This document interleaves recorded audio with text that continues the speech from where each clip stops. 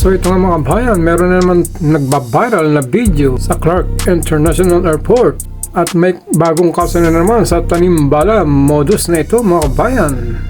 At makikita natin sa video na paulit-ulit itong kinakalkal ng mga officer ang bag at bigla na lang binalik ito sa x-ray machine at saka na lang dun nakita ang bala sa ibabaw pa ng bag mga kabayan. Watch pa natin ang video nito. Nandun sa ibabaw? Bakit napunta sa ibabaw? Ano pa? Tingnan nyo nga, ang tagal kanina, ang dami nating mata. Video mo yung Sige po.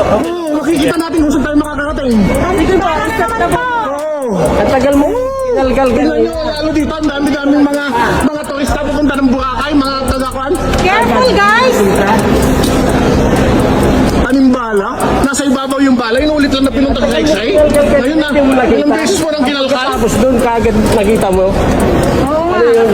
Paano yun, sir? Nasa ibabaw. Kayo nga, pulis kayo. Meron pa ito, parang nakapagtataka ay halos pare-pareho lang ang pangyayari sa mga ginagawa ng mga officer sa costume sa Clark International Airport. Kagaya dito sa mag-asawa, pabalik na po sana sila sa Amerika na paulit-ulit din kinalkal ang kanilang bag at ibinalik din ito sa x-ray machine. At saka din may nakita silang bala. Nakapagtataka ito. Bubuksan ko? Hindi po. Pag hindi pa tayo witness. Sige. Meron kayo. Meron kayo sa bag. Wala. Check natin yun. Meron tayong witness. Okay po. Just wait, anak. Sinda. Han, kindly, Yeah.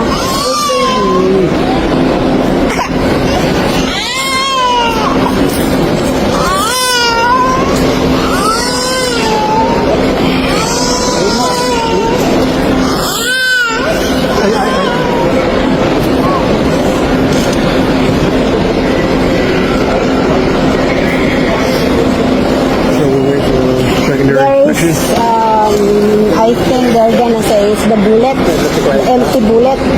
What bullet? It's... Agi, tanimbala.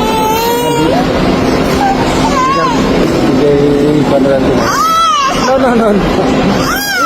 Oh, yun lang.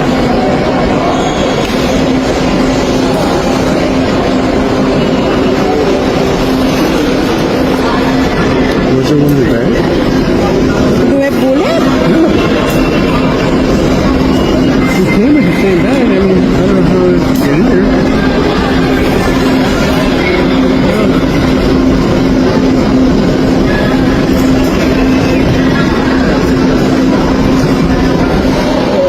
Weird.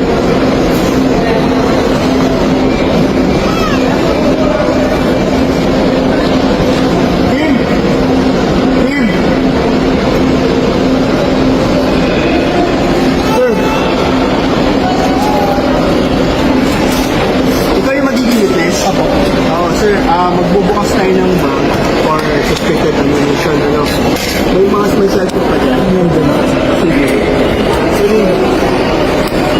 And the passport is there, Again, right here. San Francisco po. Okay. Isa na natin din. Saan na tatag yung bag? Amerikata? Bag ko.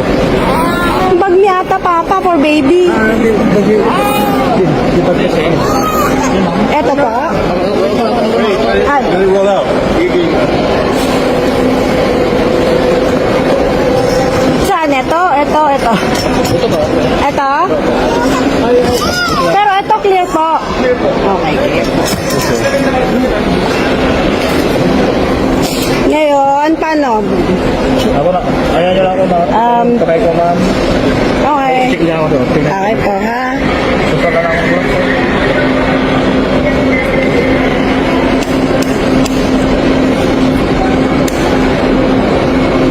Bye, Malaysia. Bantay nyo lang ako ma'am.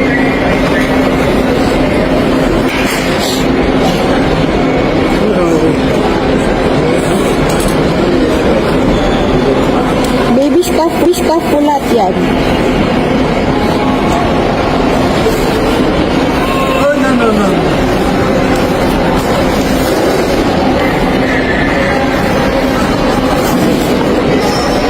Gamot for the baby. Sila na. Okay po.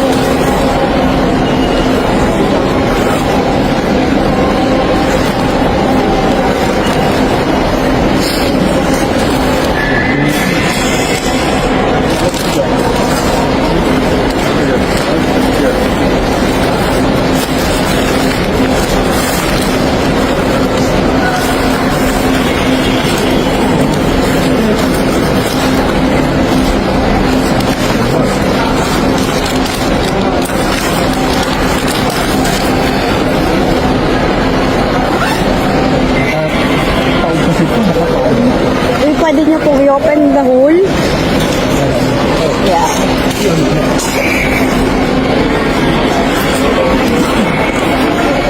Yan, para kitang-kita.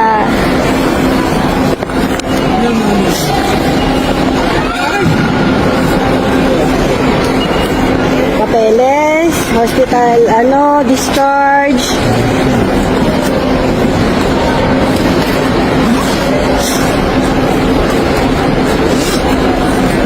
Amount ng tablet.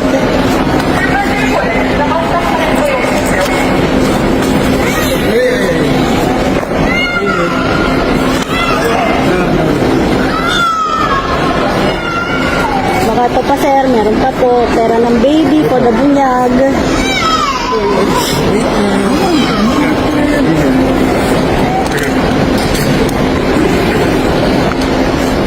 Sir, pwede niyong tanggalin lahat. Okay lang ba, ma'am, na Sure. i-share natin na Go ahead po. X-ray lang. Ha? Isang X-ray ulit? kayo po magbabalik po. Para ma-issue ko talaga saan din portion na X-ray natin ulit, sir.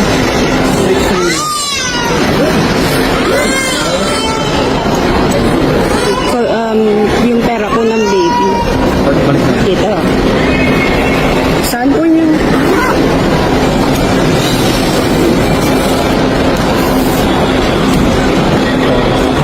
Nakita nyo to ha, gamit ng baby. Gamot. Wala to.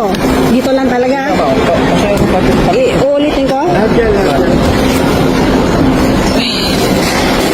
Pupunta ko doon?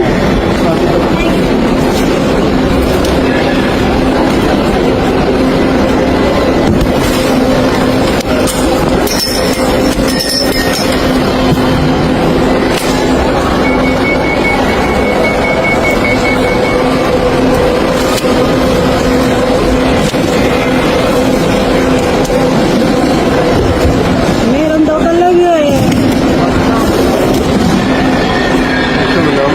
Yeah, something's moving. I don't know.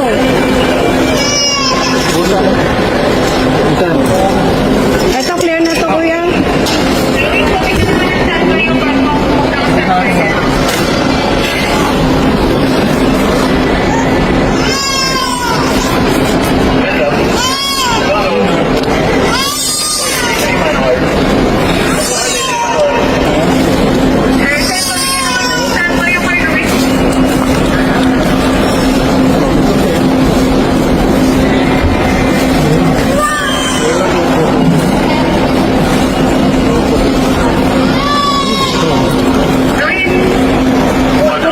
Fuck.